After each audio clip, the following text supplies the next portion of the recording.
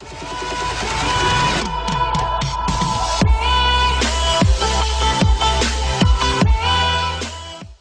स्वागत है आप सभी का हमारे यूट्यूब चैनल संस्कृत सरस्वती पर। मैं रामकुमार शास्त्री आप सभी संस्कृत अनुरागियों का हार्दिक अभिनंदन स्वागत करता हूं। दोस्तों, यदि आपने अभी तक इस चैनल को सब्सक्राइब नहीं किया तो इसे सब्सक्राइब करें, लाइक करें, शेयर करें और वीडियो देखने के बाद इस चैनल पर कि ये वीडियो आपको कैसा लगा कमेंट्स बॉक्स में आप कमेंट करके मुझे जरूर बताइएगा। मैं आपकी कमेंट की प्रतीक्षा में रामकुमार शास्त्री एक बार फिर आपका हार्दिक अभिनंदन करता हूं। चलिए आज की क्लास शुरू करते हैं। शुक्लां ब्रह्म विचारि सारि परिमां आद्यां जगद्व्यापिनीं वीणा पुस्तकधारिणीं अभयदां जाड्यान्धकारपहां हस्ते स्फाटिकमालिकां विदधतीं पद्मासने संस्थितां वन्दे तां परमेश्वरीं भगवतीं बुद्धिप्रदां शारदां बुद्धिप्रदां शारदां। अब संधि के कई सारे प्रसंगों में स्वर संधि करते समय ऐसे भी कई सारे प्रसंग हमको मिलेंगे जहां संधि कार्य प्राप्त तो होगा, यानी हो सकता है कि वहाँ सवर्ण दीर्घ का प्रसंग हो, ऐसा भी हो सकता है कि वहाँ गुण का प्रसंग हो, कभी वृद्धि का प्रसंग हो, यण का प्रसंग हो, अयादि का हो, पूर्वरूप का हो या पररूप का हो। लेकिन संधि प्राप्त होने पर भी जब संधि कार्य नहीं किया जाता, उस संधि का नाम भी अपने आप में एक संधि है। उस संधि का अंतिम जो आपका 8वां जो संधि का भाग उसका नाम है प्रकृति भाव संधि। मैं बीच में भी आपको बात बता रहा था इसके बारे में, शब्द की व्याख्या में कर रहा था। आज विस्तार से इसके बारे में चर्चा करेंगे। हालांकि ये अलग बात है कि सीटेट और किसी भी राज्य की टेट आदि भर्ती परीक्षाओं में इस स्तर का कोई परीक्षा में सवाल आने की संभावना बहुत कम रहती है ना, फिर भी। अब बोला प्रकृति भाव का मतलब क्या है, यानी प्रकृति भाव शब्द से हम क्या समझे कि प्रकृति भाव कहते किसे हैं। पहले मैं शास्त्र संबंध जो परिभाषा है उसकी बात करता हूँ, उसके बाद सीधी अर्थ में हम समझेंगे इसको। कहते हैं स्वभावेन अवस्थिति प्रकृति भावः। स्वभावेन अवस्थिति ही, स्वभावेन अवस्थिति ही प्रकृति भावः। स्वभाव का मतलब है कि जैसा आपने शब्दों को रखा है, वर्णों को रखा है, उसी प्रकार से उनकी स्थिति दर्शाना, अर्थात जैसा आपने विच्छेद किया है वैसा ही यदि आप संधि रूप करें, आपने जिस रूप में उनको अलग अलग दिखाया है वैसा का वैसा ही स्वभावता आप उसको दिखाएं, उसी स्थिति को नाम या उसी का नाम होता है प्रकृति भाव। दूसरे अर्थों में कहें तो और लिखा हुआ कि निमित्ते सत्ति अपि संधि कार्य अभावः, यानी दूसरा जो अर्थ उसमें लिखा है कि संधि कार्य प्राप्त होने पर भी, यानी कोई सी एक स्वर संधि का प्रसंग है तो संधि कार्य प्राप्त तो है लेकिन फिर भी आप संधि नहीं करें।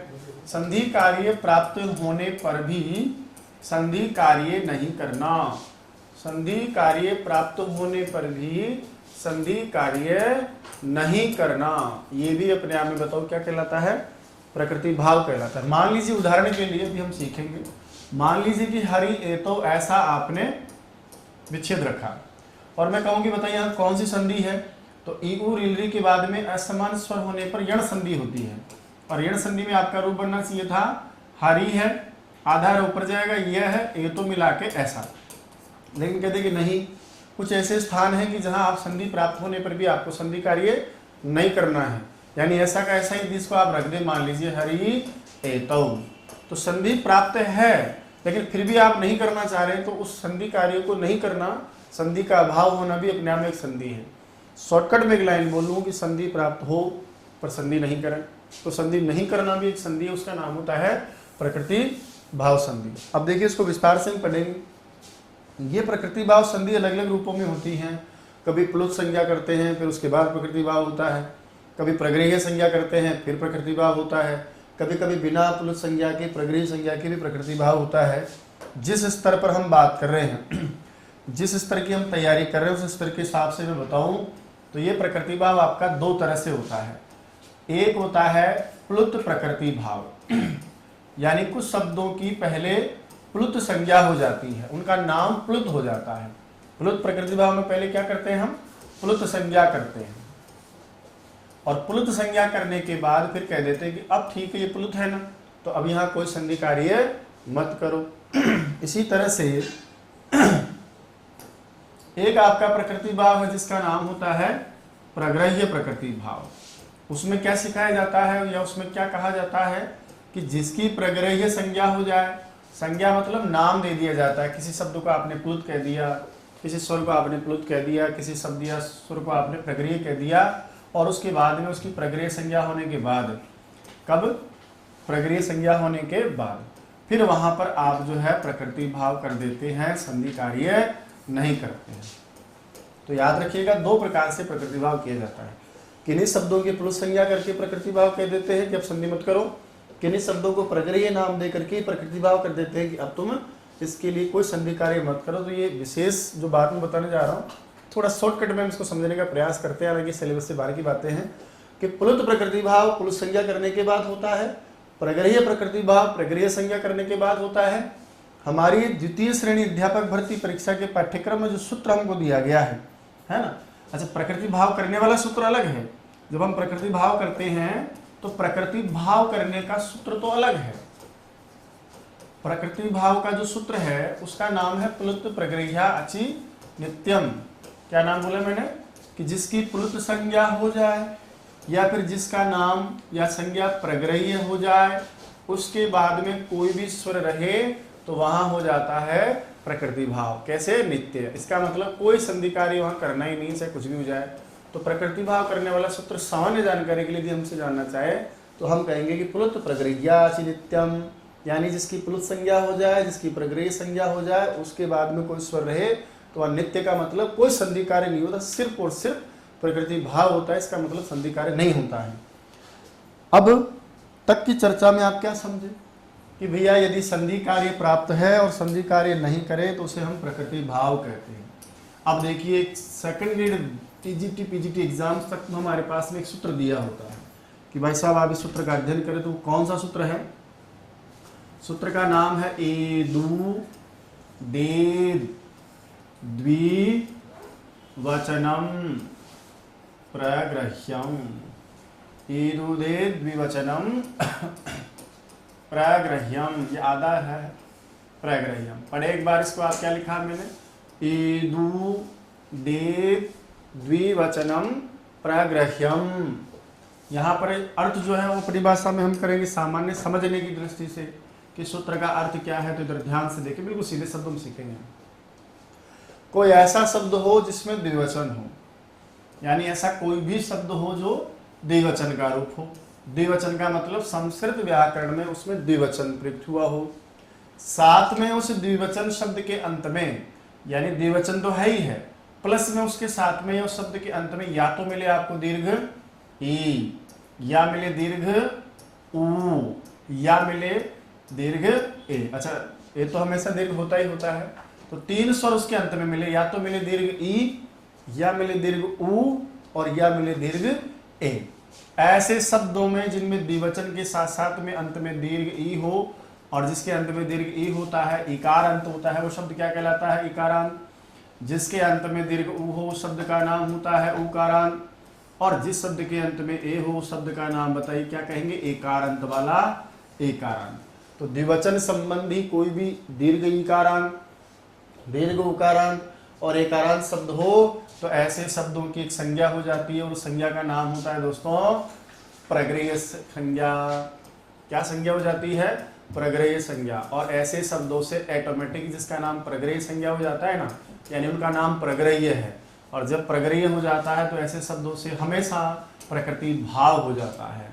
यानी ऐसे शब्दों के बाद में फिर कोई भी स्वर रहे तो फिर वहां कोई संधि कार्य नहीं किया जाता, अर्थात संधि कार्य का अभाव हो जाता है। संधि कार्य का अभाव यानी संधि का अभाव, संधि का अभाव ही बताइए क्या है, प्रकृति का स्वभाव है या प्रकृति भाव है।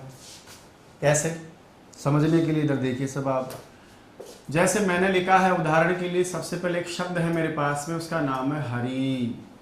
अब मुझे बताइए कि हरि शब्द में मूलतः है जो है रस विकार होता है ना, लेकिन जब आप हरि के रूप चलाते हो तो रूप कैसे चलते हैं, हरि ही हरि। उसी प्रकार से मान लीजिए मुनि शब्द आ जाए। अब मुझे बताइए मुनि ही में द्विवचन में क्या बनेगा हरि की तरह? तो हरि हरि द्विवचन है, मुनि ही मुनि द्विवचन है। उसी प्रकार से कपि शब्द का द्विवचन कैसे पढ़ोगे आप? कपि, है ना। तो रस्व द्विकारांत शब्द हैं, इनके द्विवचन के रूप पढ़ते हैं तो हरि हरि हरयः, मुनि ही मुनि मुनयः, कपि ही कपि कपयः, ऐसे शब्दों का प्रयोग किया जाता है। अब मुझे बताइए कि इन सब में बताइए कौन सा वचन है? द्विवचन। ठीक है। दूसरी बात, इन सब के पीछे आपको क्या दिख रहा है? दीर्घ इकार दिख रहा है ना। थोड़ा और आगे बढ़ लो बोले यार। मैं कहूँ कि बताइए ये कौन सा शब्द है? विष्णु शब्द है। और विष्णु शब्द के द्विवचन में क्या बनता है? विष्णु। इसी प्रकार से गुरु शब्द है रस्व उकारांत, द्विवचन में क्या बनता है? गुरु। इसी प्रकार से भानु शब्द होता है, द्विवचन में क्या बनता है? भानु। क्योंकि इनके रूप चलते हैं, जैसे विष्णु के आप रूप चलाओगे ना तो वहाँ एक वचन में विष्णु हूँ, दो होने पर वहाँ रूप क्या बनता है? विष्णु। और बहुत सारे हो तो क्या बनेगा? विष्णवः। तो जब ऐसे शब्द जिनके अंत में दीर्घ उकार हो, जिनके अंत में दीर्घ इकार हो, और एक स्वर जिनके अंत में हम कौन सा पढ़ रहे थे? एकार पढ़ रहे थे ना। तो ऐसे सभी शब्दों से, जैसे उदाहरण के लिए गंगा शब्द है, गंगा गंगी, है ना, लता लती। तो ऐसे शब्द जिनके अंत में ए हो और वो द्विवचन शब्द भी हो, है ना, रमा रमी। ठीक है। इसी प्रकार से एक शब्द जैसे आपके लिए पचते पचेते, है ना भाई, क्रिया रूप भी धातु रूप भी तो पद होता है ना। पचते पचेते, लभते लभेते, ऐसे कई सारे शब्दों का प्रयोग हम करते हैं। अब ये जितने भी शब्द मैंने आपके सामने लिखे, चाहे पचते हो चाहे पचेते हो, जैसे लभते लभेते, है ना, लभते लभेते, इन सभी शब्दों के पीछे आप देख रहे होंगे या तो दीर्घ ए है या फिर दीर्घ ऊ है, या फिर किसी शब्द के पीछे आप देख रहे हो तो या फिर दीर्घ ई है ना। इन सभी शब्दों में द्विवचन होने के साथ साथ में अंत में दीर्घ इकार, दीर्घ उकार और एकार है। और ऐसे शब्द जिनके अंत में दीर्घ ई हो, जिनके अंत में दीर्घ ऊ हो और जिनके अंत में दीर्घ ए हो, ये सारे के सारे इनका नाम है, ये प्रग्रह्य है। ये सारे के सारे शब्द जो देख रहे हैं ना आप, ई वाले, ऊ वाले और ए वाले, ये सारे के सारे क्या है? प्रग्रह्य हैं। और ऐसे शब्द जिनका नाम प्रग्रह्य हो जाए, द्विवचनांत इकारांत उकारांत एकारांत, उनके बाद में कोई भी स्वर रहे तो संधि कार्य नहीं होता है, चाहे कुछ भी हो जाए। जैसे उदाहरण के लिए हरि, दो है ना हरि, ये दोनों हरि हैं, ऐसा कहने के लिए संस्कृत में क्या मीनिंग हो जाएगा? एतौ। ऐसा एतौ लड़के के लिए होता है, ऐसा एक, यह दोनों, तो एतौ। एतौ कौन है दोनों? तो आप कहोगे साहब ये दोनों हरि हैं। ऐसा अर्थ करने के लिए आप कर लीजिए। जब आप रूप बनाओगे, मुझे पहले ये बताओ कि यहाँ क्या है? आगे ए है, उसके बाद में क्या है? ए है। संधि का प्रसंग आपने यदि प्लस अपि बराबर क्या बनाया था? यद्यपि। तो बताओ हकीकत में तो यहाँ कौन सी संधि का प्रसंग है? यण का। लेकिन हम कहेंगे कि जब इनकी प्रगरीय संज्ञा हो जाए तो चाहे कोई सी भी संधि प्राप्त हो, हम वहाँ पर संधि कार्य नहीं करते हैं। तो यण संधि प्राप्त तो है लेकिन हम यण संधि नहीं करेंगे क्योंकि इनमें प्रकृति भाव हो जाता है। बोला रूप कैसे बनेगा? तो हरि प्लस ए तो, आगे रूप बना लीजिए ऐसा का ऐसा, हरि ए तो ऐसा ही रह जाएगा। इसी प्रकार से मान लीजिए मुनि के बाद में दे दे कि मुनि ए तो, ये दोनों कौन हैं? बोले ये दोनों तो मुनि हैं। इसी प्रकार से यहाँ आ जाए कपि अमू, ये दोनों कौन हैं? ये तो कपि है, कपि का मतलब बंदर है। ठीक है, दोनों बंदर हैं। तो मेरे कहने का मतलब जैसे ही ऐसी स्थिति दिखेगी, द्विवचन शब्द के बाद में कोई भी संधि कार्य प्राप्त हो, यहाँ कौन सा संधि कार्य प्राप्त है? वही सेम टू सेम है ना भाई। ई के बाद में असमान स्वर है, यहाँ पर भी हकीकत में तो क्या होना चाहिए? यण संधि का कार्य होना चाहिए, लेकिन कहते हैं ये द्विवचन का रूप है, दीर्घ ई अंत में है। अब इसके बाद में चाहे कोई सी भी संधि कार्य प्राप्त हम नहीं करेंगे। उसी प्रकार से कपि ही कपि द्विवचन है, दीर्घ ई अंत में है, आगे कोई सा भी स्वर हो, हकीकत में तो यहाँ यण संधि की प्राप्ति है लेकिन हम नहीं करेंगे। तो इन सभी उदाहरणों में मैंने अलग से एक साथ इनको इसलिए लिखा है तीनों को कि इन तीनों में एक ही संधि का प्रसंग प्राप्त होता है, उसका नाम होता है यण। लेकिन ये द्विवचन के रूप और दीर्घ इकारांत होने की वजह से इनमें कोई संधि कार्य नहीं होता है। तो आप पूछ ले कि बताओ इनमें कौन सी संधि को रोका आपने प्रकृति भाव करने के लिए, तो आपका उत्तर हो जाएगा कि तीनों में यण संधि प्राप्त है लेकिन प्रग्रह संज्ञा होने के कारण यहाँ प्रकृति भाव हो जाता है। और देखिएगा अब आगे, मैंने कहा जैसे विष्णु कौन है, दो विष्णु है ना। अब इनको समझने के लिए मैं आपसे कह दूं कि विष्णु ईमऊ है ना, आयम ईमऊ, लड़की के लिए, दो लड़कों के लिए ईमऊ शब्द का प्रयोग है। इसी प्रकार से जैसे गुरु एतऊ, ये दोनों गुरुजी हैं या गुरु है। भानु ईमऊ, ये दोनों कौन है, भानु है, इनका नाम भानु है। इसी प्रकार से लभेते, यहाँ पर एकारांत शब्द प्रारंभ हो गया। कोई सा भी सामान्य स्वर संधि करने के लिए शब्द हम प्रयोग करें तो जैसे लभेते ईमऊ, ये दोनों प्राप्त करते हैं, ऐसा भी लिख सकते हैं ना। पचेते एतौ, ये दोनों क्या करते हैं, पकाते हैं, है ना। गंगे अमु, ये दोनों के दोनों क्या हैं, गंगाएं हैं। हम चाहे तो इसको और अलग से कर सकते हैं। एते, लड़कियां हैं दो, ऐसा एते। लते अमू, ये दोनों लताएं हैं, लते हैं। रमय अमू या रमे अस्ति, ऐसा कुछ हम लिख सकते हैं। ये लीजिए साहब, इस प्रकार से मैंने थोड़ा बदल बदल के लिखा है ताकि मैं देख सकूं कि आप समझ पा रहे हैं कि नहीं समझ पा रहे हैं। मैंने सबसे पहले जो उदाहरण लिखे हैं उनमें यण संधि का बाद आपने किया है। उसके बाद में जो अब मैं उदाहरण लिखने जा रहा हूँ उसमें कौन कौन से संधियों का बात किया गया, ये मैं आपसे पूछने की उम्मीद रखता हूँ। आशा है आप मुझे जवाब देंगे। विष्णु और ईमो को देखो एक बार। पीछे ई है लेकिन आगे ई नहीं है, सवर्ण दीर्घ नहीं हो सकता। पीछे ई है लेकिन ए और आ नहीं है, तो गुण तो प्राप्ति ही नहीं है। बोला संधि कौन सी प्राप्त है, आगे देखिए छोटे वाले स्वर है ना चार, उनके बाद में कोई भी असमान स्वर हो तो यण संधि का प्रसंग है। हकीकत में देखा जाए तो यह संधि कौन सी होनी चाहिए थी आपकी, यण संधि। कौन सी होनी चाहिए थी, यण संधि।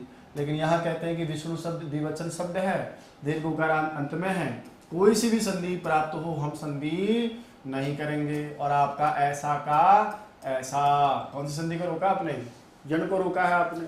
उसी तरह से देखिए साहब, ए और आ होता तो वृद्धि प्राप्त होती, लेकिन वही ऊ के बाद असमान स्वर है। असमान स्वर होने पर यहाँ आपकी यण संधि प्राप्त है, लेकिन हम कहेंगे कि नहीं, हमें यहाँ प्रग्रह संज्ञा कर दी है, ये द्विवचन दीर्घ उकारांत शब्द है, कोई संधि कार्य नहीं किया जाएगा।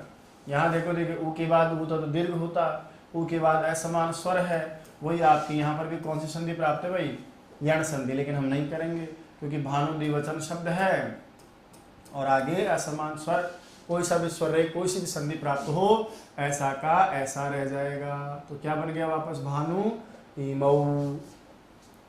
तीनों उदाहरणों में हमसे पूछ लिए कि बताइए आपने कौन सी संधि का बात किया है। उत्तर हो जाएगा हमें यहाँ पर भी यण संधि प्राप्त थी, लेकिन दोनों की तीनों की द्विवचन होने के कारण, दीर्घ उकारांत होने के कारण यहाँ पर प्रकृति भाव हो गया, और ये वास्तव में किसका अपवाद हो गया या बाधक हो गया, स्वर संधि में यण संधि का। फिर मैंने थोड़ा चेंज किया ताकि देखे आपको पता है कि नहीं, आप समझे कि नहीं समझे, क्योंकि अब से पहले जो संधियाँ पड़ी वही तो आ रही है ना। अब यहाँ देखो आप, पहले क्या मिला ए, यहाँ पर भी ए के बाद समान स्वर हो या असमान स्वर हो, हकीकत में तो यहाँ अयादि संधि होनी चाहिए ना। अरे हमेशा जब मान लीजिए इसके बाद में कोई भी समान स्वर या असमान स्वर हो, कौन सी संधि होनी चाहिए थी, अयादि, है ना। जैसे ने प्लस अनम आपने बनाया है, लेकिन लभते शब्द क्रियापद में द्विवचन में बनता है, लभते लभेते लभंते।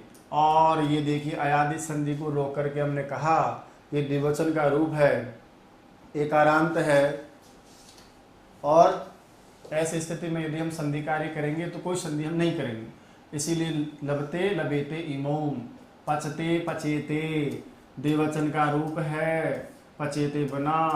अयादि संधि प्राप्त तो थी लेकिन हमने नहीं किया। दोनों ही प्रसंग में हमसे प्रश्न करे कि बताइए यहाँ कौन सी संधि को हमने रोका है, तो एक के बाद समान या समान स्वर रहे तो अयादि संधि प्राप्त होती है, लेकिन हम अयादि संधि का कार्य नहीं करते हैं। इसलिए कह देंगे अयादि का बाधक है या अयादि का अपवाद है। रोक लिया हमने, बाधक कह लीजिए अपवाद कह लीजिए, एक ही बात है। इसके बाद में देखिए यहाँ क्या है, गंगे एते, वही आपका ए के बाद ए है, समान स्वर हो या असमान स्वर हो, वही आपकी संधि यहाँ अयादि प्राप्त थी, लेकिन यहाँ द्विवचन का रूप होने के कारण हमने कहा कोई संधि कार्य नहीं करेंगे। यह भी आपका बताओ किसका अपवाद हो जाएगा, अयादि का अपवाद हो जाएगा। इसलिए तीनों उदाहरणों को एक साथ ले लेते हैं, गंगे एते। फिर मैंने थोड़ा सा यहाँ चेंज कर दिया आपके लिए, लते प्लस अमू। देखिए लता शब्द का द्विवचन में लते बना है ना, तो शब्द रूप तो है ना रे भाई, लता लते लताः, रमा रमे रमाः, ये दोनों पद हैं, पद के अंत में ए है ना, उसके बाद रस्व अ मिला। अब आपको याद होना चाहिए कि पद के अंत में ए हो और उसके बाद में रस्व अ हो, तो फिर एक और संधि आ जाती है जो यादी को बांध लेती है। याद आए ना आपको? बिल्कुल, पूर्व रूप संधि। तो यहाँ पर अब वापस आप करेंगे तो संधि का नाम क्या हो जाएगा? पूर्व रूप संधि हो जाएगा।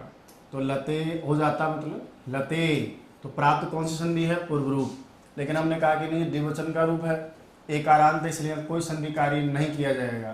तो वापस ऐसा का ऐसा लते अमु, वही रमा द्विवचनांत पद है, आगे कोई सा भी रूप हो, कोई सी भी संधि प्राप्त हो, कोई संधि कार्य नहीं किया जाएगा, इसलिए ऐसा का ऐसा। परीक्षा में पूछे कि किसका बाधक है, अब यादी मत बता देना। यहाँ हकीकत में देखा जाए तो कौन सी संधि प्राप्त है आपको? पूर्व रूप है, इसलिए पूर्व रूप का बाधक है। अच्छा, ऊपर वाले में नहीं था क्या पूर्व रूप का प्रसंग? क्यों नहीं था ऊपर वाले में पूर्व रूप का प्रसंग? क्योंकि यहाँ रस्व अ नहीं था, ए तो था यहाँ, लेकिन रस्व अ नहीं था। तो ये सारी संधियाँ प्राप्त होने को आती तो हैं, लेकिन इन सारी संधियों में हम संधि कार्य नहीं करते हैं। क्यों? क्योंकि नियम है, द्विवचन संबंधी कोई सा भी दीर्घ इकारांत, उकारांत और एकारांत शब्द हो तो वहाँ संधि कार्य नहीं होता है। आई बात समझ में? सूत्र का नाम क्या है? एदुदे द्विवचनम प्रक्रियम। लिखो इसे, अब आप लिखिए। अंतिम स्वर संधि का भाग है प्रकृति भाव। लिखिए प्रकृति भाव संधि। संस्कृत में लिखिए एक बार। स्वभावेन अवस्थिति ही, स्वभावेन अवस्थिति ही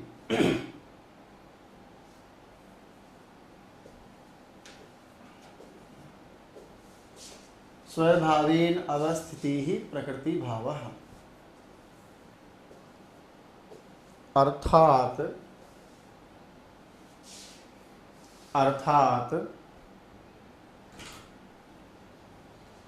संधि कार्य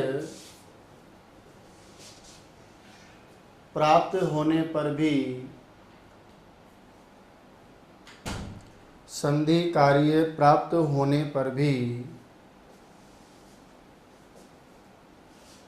संधि कार्य नहीं करना,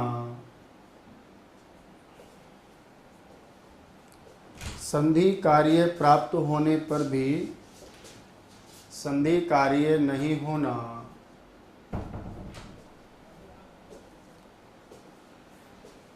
प्रकृति भाव संधि है।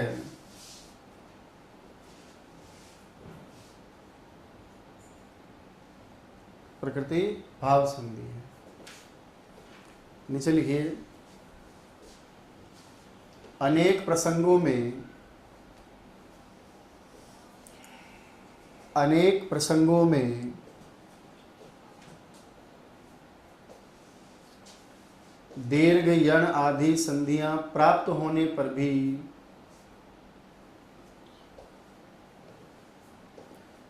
अनेक प्रसंगों में दीर्घ यण आदि संधियां प्राप्त होने पर भी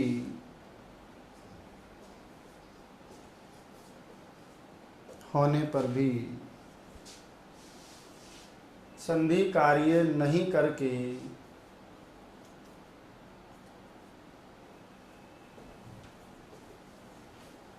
संधि कार्य नहीं करके यथास्थिति का रहना,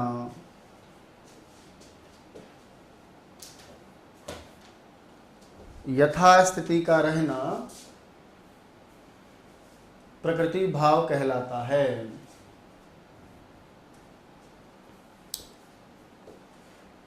प्रकृति भाव कहलाता है। लिखिए, नीचे लिखना। मुख्यतः प्रकृति भाव दो प्रकार से होता है।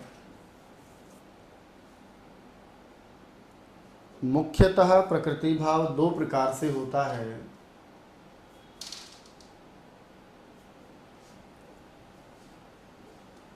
कितने प्रकार से होता है? दो प्रकार से। लिखिए नंबर 1,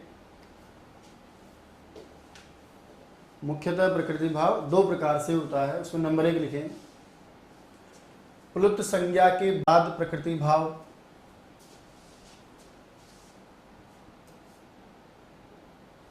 प्लुत संज्ञा के बाद प्रकृति भाव। नंबर 2 लिखें नीचे, प्रगृह्य संज्ञा के बाद प्रकृति भाव। प्लुत संज्ञा के बाद प्रकृति भाव, प्रगृह्य संज्ञा के बाद प्रकृति भाव।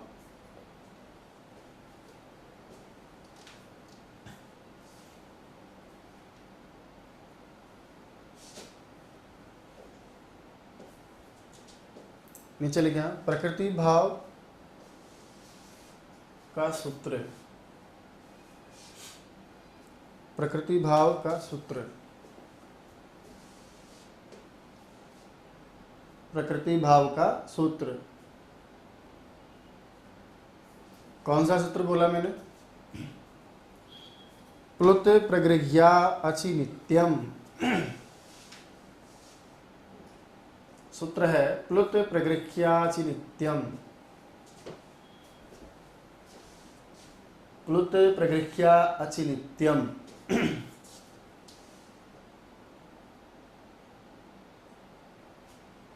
प्लुत प्रगृह्या अचि नित्यम।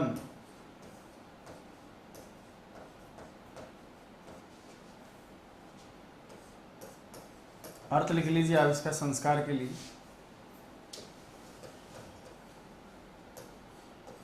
लिखिए प्लुत संज्ञा और प्रगृह्य संज्ञा के बाद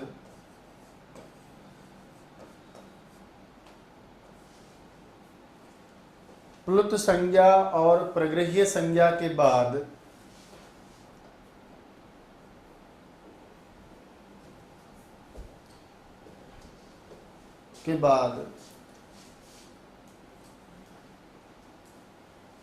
किसी भी स्वर के रहने पर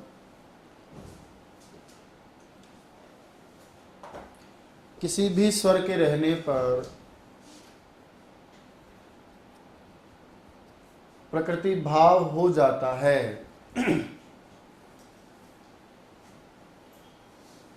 प्रकृति भाव हो जाता है।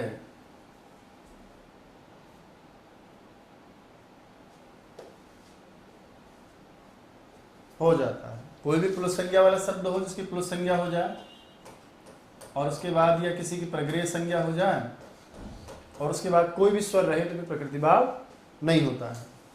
शॉर्टकट में लिख लो आप जल्दी से, प्लुत संज्ञा या प्रगृह्य संज्ञा।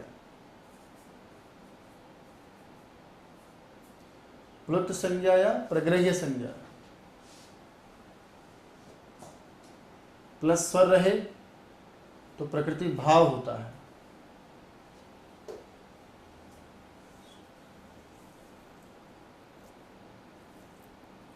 प्लुत संज्ञा हो या प्रगृह्य संज्ञा हो, प्रकृति भाव होता है।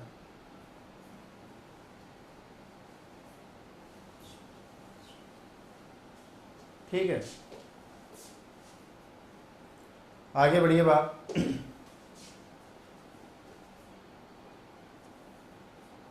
अब लिखें प्रगृह्य संज्ञा करने का सूत्र। ये प्रगृह्य संज्ञा करेगा फिर वो प्रकृति भाव कर देगा भाई। तो लिखें प्रगृह्य संज्ञा का सूत्र, प्रगृह्य संज्ञा का सूत्र।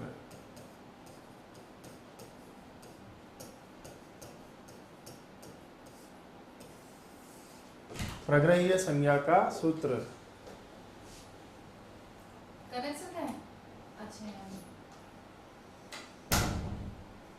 लिखें एदु दे द्विवचनम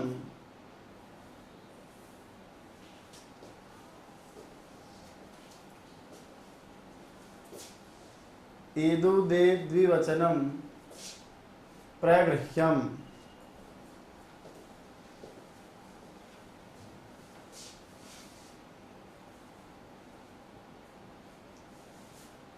लिखा आपने एदु दे द्विवचनम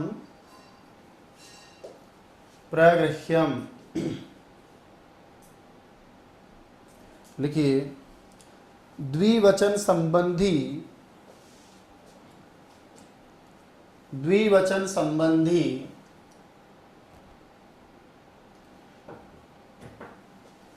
दीर्घ ईकारांत उकारांत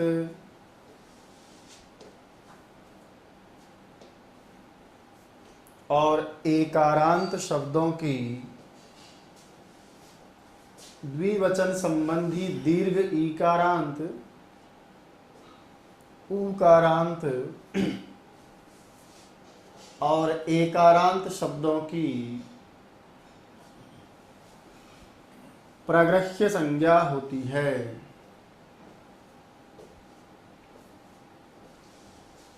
एकारांत शब्दों की प्रगृह्य संज्ञा होती है। और प्रगृह्य संज्ञा होने से क्या हो जाता है? प्रकृति भाव हो जाता है। कोई स्वर रहे तो प्लुत प्रगृह्य चलित्यम, तो नीचे लिखे। प्रगृह्य संज्ञा होने के बाद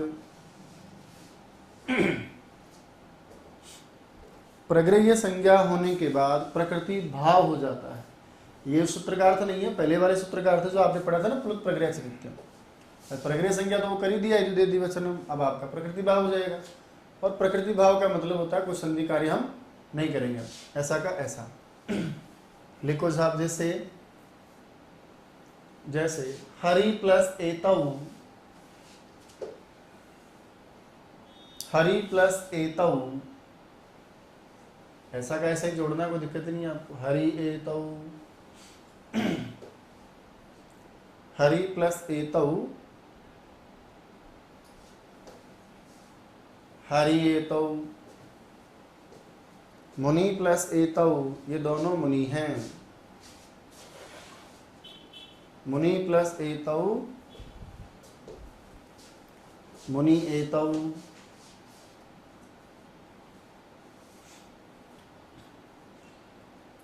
कपि प्लस अमु,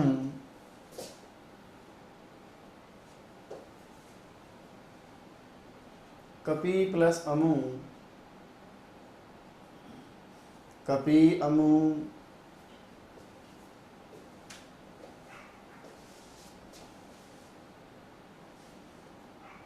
कपि अमु। इन सभी उदाहरणों में किसका बाद हो रहा था भाई? यण का। वास्तविक रूप से तो स्वर संधि कौन सी प्राप्त है? यण संधि। लेकिन हमने कह दिया द्विवचनांत दीर्घ ईकारांत उकारांत कोई संधि नहीं। तो आगे लिख लो निर्देश करके, यण का बाधक। बाधक का मतलब बांधने वाला, रोकने वाला। तो यण का बाधक। चलिए, इसके बाद आगे कंटिन्यू है, उसी को लिखिए आगे। विष्णु इमौ दीर्घ उकारांत शब्दों के उदाहरण हैं। विष्णु इमौ, संधि कार्य हम करेंगे नहीं, कोई सी भी संधि कार्य प्राप्त हो, ऐसा का ऐसा। विष्णु इमौ। उसी प्रकार गुरु एतौ,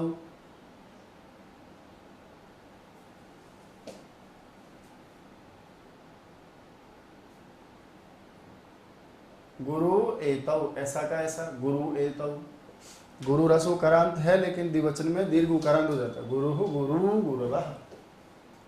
इसी प्रकार भानु इमौ, ये दोनों कौन है? भानु हैं। ये दोनों भानु। संधि कार्य नहीं करेंगे, ऐसा कैसा? भानु इमौ। इन तीनों में भी उकार के बाद असमान स्वर था, यण संधि प्राप्त हो रही थी, नहीं करेंगे। यण का बाधक या अपवाद, जो भी आप लिखना चाहें। यण का अपवाद है।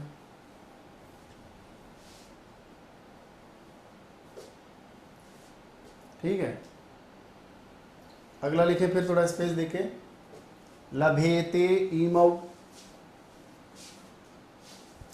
लभेते लभते लभेते, पचते पचेते, सेवते सेवेते। तो लिखे लभयते इमौ, ऐसा कैसा रह जाएगा? लभेते इमौ। छोटे स्वर आगे थे तो हम यण संधि कर रहे थे ना, अब बड़े स्वर आगे हैं तो यहाँ अयादि का प्रसंग हो जाएगा।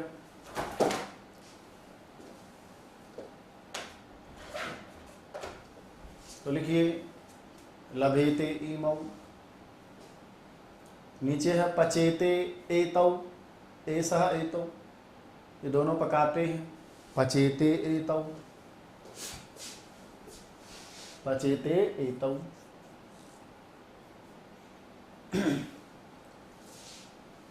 गंगे एते, ये दोनों गंगाएं हैं, दो हैं तो गंगा गंगे, ऐशा एते, तो गंगे प्लस एते।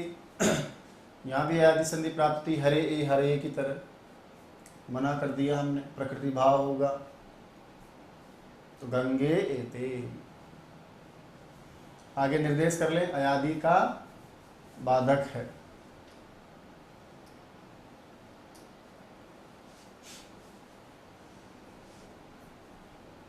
अयादि का बाधक है, ठीक है।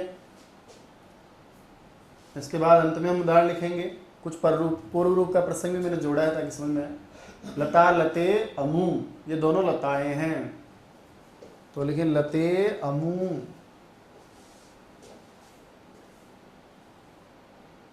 अब यहाँ पदांत में ए था, रस्व अ मिला, तो अयादि तो प्राप्त थी, लेकिन हमने पूर्व रूप आएगा। अब पूर्व रूप को भी रोक लिया हमने, 9 एंट्री, कोई संधि कार्य हम नहीं करेंगे भैया। तो लते प्लस अमू, लते अमू।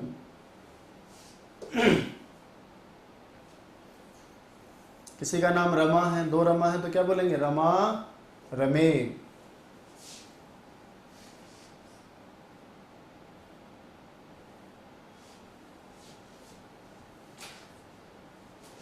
अस्ति लिखा है, आगे भी अस्ति लिखेंगे हम,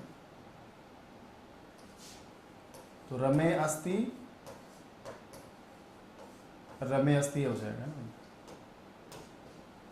ये दोनों किसके अपवाद हैं? पूर्व रूप के अपवाद है, पूर्व रूप का बाधक है। रमे अस्ति, रमे अस्ति हो जाएगा। पहले अमु लिखा था, वह शुद्ध था, तो रमे अस्ति, रमे अस्ति। यहाँ वास्तव में किसका बात किया हमने? पूर्व रूप का बात किया है, पूर्व रूप का बाधक है।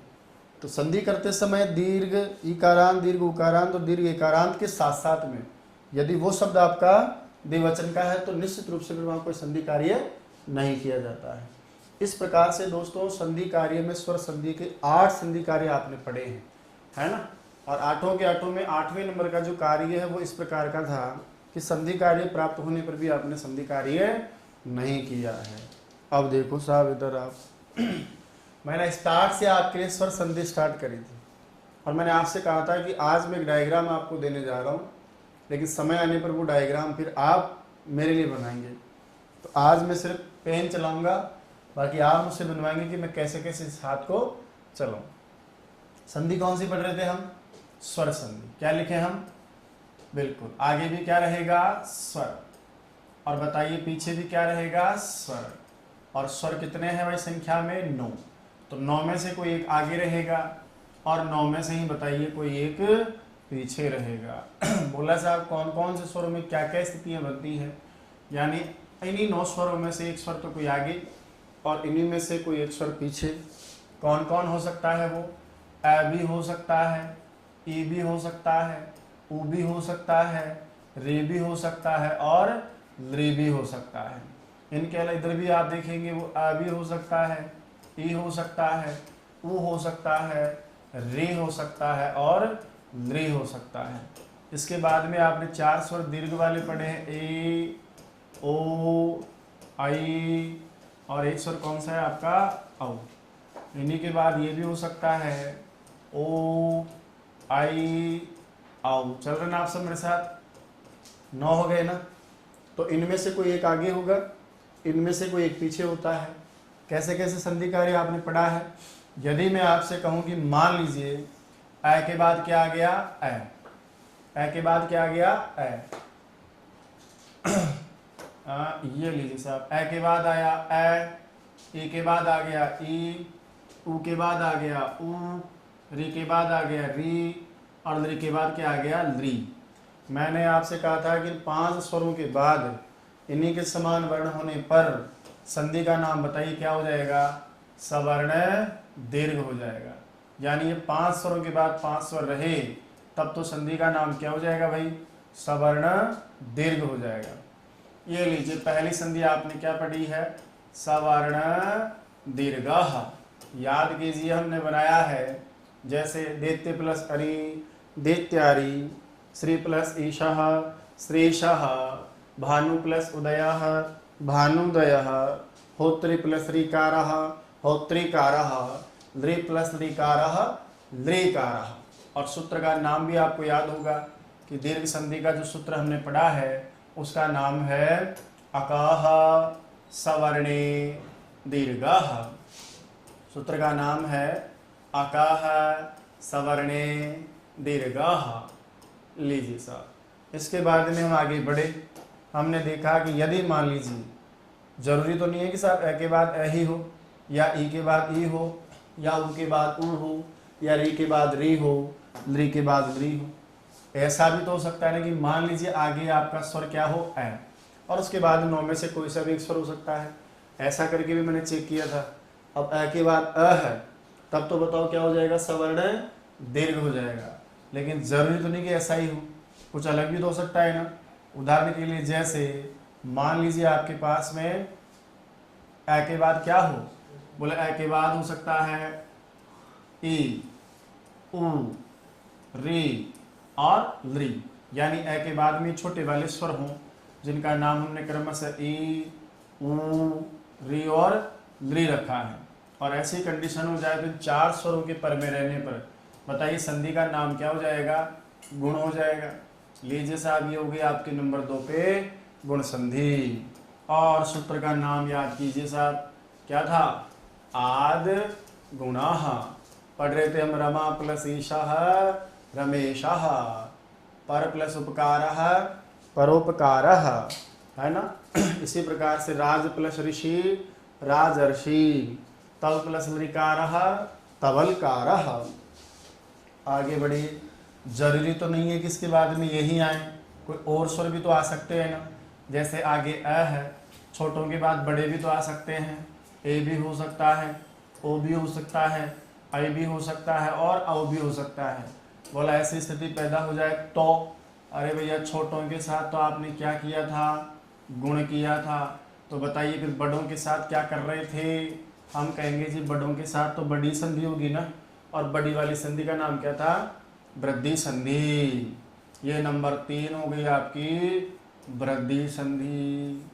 और वृद्धि में बताइए सूत्र का नाम क्या पढ़ रहे थे आप, वृद्धि रेची। सूत्र का नाम क्या था, वृद्धि रेची। जैसे उदाहरण के लिए कृष्ण प्लस एकता कृष्ण एकता, गंगा प्लस ओगः गंगा ओगः, कृष्ण प्लस ऐश्वर्यम कृष्ण ऐश्वर्यम। इसी प्रकार राम प्लस औदार्यम राम औदार्यम।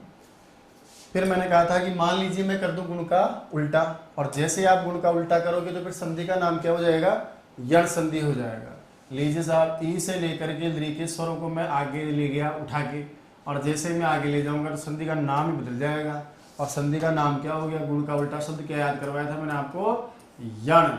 और ये संधि का नंबर हो गया आपका 4। अब मैं आपसे कहूँ कि सूत्र कौन सा था, बहुत ही प्यारा सूत्र था, इको यणची, इको यणची। जैसे आपने छोटों को आगे किया तो गुण से यण हुआ, बड़े स्वरों को उठा करके आगे ले जाऊं तो, है ना, तो आपकी संधि का नाम वृद्धि हो जाएगा। यण में हमने पढ़ा सुधि प्लस उपास्य शुद्धि उपास्य, मधु प्लस अरि मध्वरी। इसी प्रकार हमने पढ़ा लृ प्लस आकृति लाकृति, और धात्री प्लस अंश है धातृंशः। फिर हमने पढ़ा अगला कार्यक्रम, भैया बड़ों वाले स्वरों को आगे ले जाओ। बोला ठीक है भाई साहब, ये लीजिए, ये 4 स्वर पीछे थे तो वृद्धि, और जैसे ही आगे जाएंगे तो संधि का नाम हो जाएगा अयादि संधि। ये आपकी हो गई थी 5वें नंबर की संधि जिसका नाम था अयादि। और दोस्तों इसका सूत्र याद कीजिए, हमने क्या पढ़ा था, एचो अयवायावः, एचो अयवायावः। जैसे हरे प्लस ए हरये, विष्णु प्लस ए विष्णवे, नई प्लस अकः नायकः, पौ प्लस अकः पावकः। लेकिन अयादि के प्रसंग में ही हमने पढ़ा कि मान लीजिए अभी ए और ओ के बाद ये ए और ओ आपको कहाँ मिल जाए, किसी भी शब्द के अंत में मिल जाए, यानी ये आपको मिलेगा पद के अंत में। ये लो साहब पदांत हो गया ए ओ और उसके बाद मिले केवल ह्रस्व ऐ। तो दोस्तों ऐसा कार्यक्रम होने पर इसी अयादी संधि में से आपने एक और संधि निकाल ली और उस संधि का नाम बताओ क्या था? पूर्व रूप संधि। याद है क्या भाई? तो ये छठे नंबर की संधि क्या थी आपकी? पूर्व रूप संधि। और इसी पूर्व रूप संधि में आगे हमने सूत्र पढ़ा एंगः पदांतात् दति। एंगः पदांतात् दति। जैसे हरे प्लस अव हरेव, विष्णु प्लस अव विष्णोव। लेकिन कंडीशन अलग हो जाए। कहा कि इस बार ऐसा ना हो। इन्हीं में से दो स्वरों को हमने लिया ए और ओ को और कहा कि मान लीजिए उपसर्ग संबंधी ए और आ आगे हो और उसके बाद में आपको मिल जाए कोई धातु संबंधी ए और ओ, यानी ये दोनों तो किसके मिलेंगे? धातु रूप के या धातु के, और वो आगे ए और आ किसका मिलेगा? उपसर्ग का। ऐसी कंडीशन होने पर अब आपकी संधि का नाम बदल जाएगा और वृद्धि का ही अपवाद स्वरूप में एक संधि कार्य करेंगे जिसका नाम हम क्या पढ़ रहे थे दोस्तों? पररूप संधि। कौन सी संधि? पररूप संधि। इसका नंबर कितना है? 7 नंबर। सूत्र पढ़े थे, याद है आपको? सूत्र का नाम था एंगी पररूपम। सूत्र का नाम है एंगी पररूपम। और लास्ट में आते आते एक 8वां कार्यक्रम हमने और पढ़ा। 8वें कार्यक्रम का नाम था प्रकृति भाव। कौन सा वाला भाव? प्रकृति भाव। यानी संधि कार्य प्राप्त होने पर भी संधि कार्य नहीं किया जाए, इसी का नाम बताओ क्या हो जाता है? प्रकृति भाव हो जाता है। जहाँ हमने विशेष सूत्र की चर्चा की है, ईदु देद, ईदु देद द्विवचनम प्रग्रह्यम। ईदु देद द्विवचनम प्रग्रह्यम। क्या बोल रहा था आपसे कि द्विवचन संबंधी कोई भी दीर्घिकारांत और उकारांत शब्द हो तो उनकी प्रग्रह संज्ञा हो जाती है और प्रग्रह संज्ञा होने पर प्रकृति भाव हो जाता है। जैसे हरि प्लस एतौ हरि एतौ, गंगे प्लस अमु गंगे अमु, विष्णु प्लस इमौ विष्णु इमौ। तो कहने का मतलब है कि इस प्रकार से पूरी की पूरी स्वर संधि के कार्य में 8 प्रकार से कार्य, 7 तो कार्य आप करते ही करते हैं और 8वां आपने रोक लिया कि 7 संधियां जो आप कर रहे हो ना, इन 7 संधियों के बाद में कहीं कहीं जो संधि कार्य प्राप्त होने पर भी आप संधि कार्य नहीं करते हैं। तो यण का सूत्र इको यणसी, अयादि का एचो अयव आयावह, इसका हो जाएगा इंगः पदांतादति, इसका हो जाएगा अकः सवर्णे दीर्घः, दीर्घ गुण का हो जाएगा आदि गुणः, वृद्धि का हो जाएगा वृद्धि रेची। तो दोस्तों इस प्रकार से स्वर संधि के प्रसंग में जब हम स्वर संधि पढ़ेंगे तो 7 प्रकार से पढ़ते हैं सब। 8वां कार्य होता है जिसको बांधने का काम करता है। अब यदि हम कहें स्वर संधि के स्थान पर स्वर को कोई संधि कार्य किया तो स्वर संधि है। उसी प्रकार यदि हम व्यंजन के स्थान पर कोई संधि कार्य करते हैं तो उसको हम व्यंजन संधि कहते हैं। अब हम चर्चा करेंगे व्यंजन संधि की कि व्यंजन संधि क्या है, व्यंजन संधि के भेद कौन से हैं, कैसे कैसे व्यंजन संधि का कार्य किया जाता है। तो दोस्तों ये थी आज की क्लास, एक नए अंदाज में, एक नए विषय वस्तु के साथ, एक नए तरीके के साथ। आशा करता हूं आज का वीडियो आपको बहुत अच्छा लगा होगा। आज की क्लास आपकी प्रतियोगी परीक्षा के लिए बहुत लाभदायक रहेगी। दोस्तों ये वीडियो कैसा लगा, वास्तविक आपका अनुभव कैसा रहा, ये कमेंट्स बॉक्स में आप मुझे कमेंट करके जरूर बताएंगे। आपके कमेंट्स को पढ़ करके मैं जवाब दूंगा और भी हम बहुत सारी अच्छी अच्छी चीजें पढ़ते रहेंगे, सीखते रहेंगे। आपके कमेंट्स से मुझे जो ऊर्जा मिलती है, यकीन मानिएगा आने वाली क्लासें और भी जोरदार होंगी, आपके लिए जो वास्तव में फायदेमंद रहेंगी। रेट और सीटेट या कोई भी सीट परीक्षा होगी उसमें हम बहुत अच्छे प्राप्त करेंगे। बने रहिएगा चैनल के साथ। जय तो संस्कृतम, जय तो भारतम।